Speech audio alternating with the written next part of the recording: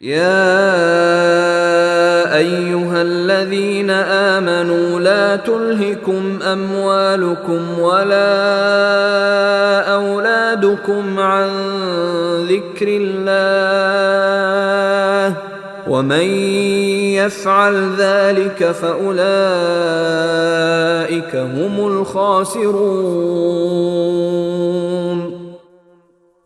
اے ایمان والو، تمہاری دولت اور تمہاری اولاد تمہیں اللہ کی یاد سے غافل نہ کرنے پائیں، اور جو لوگ ایسا کریں گے وہ بڑے گھاٹے کا سودا کرنے والے ہوں گے۔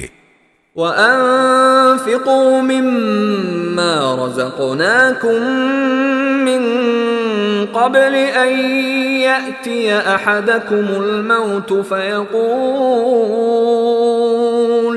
فيقول رب لولا أخرتني إلى أجل قريب فأصدق وأكن من الصالحين۔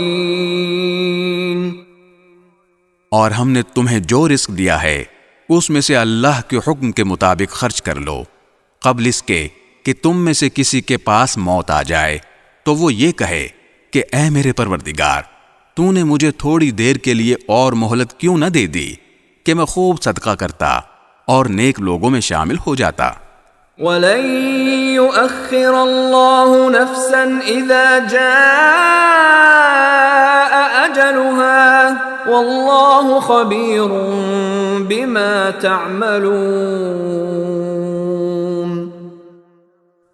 اور جب کسی شخص کا معین وقت آ جائے گا تو اللہ اسے ہرگز مہلت نہیں دے گا، اور جو کچھ تم کرتے ہو اللہ اس سے پوری طرح باخبر ہے۔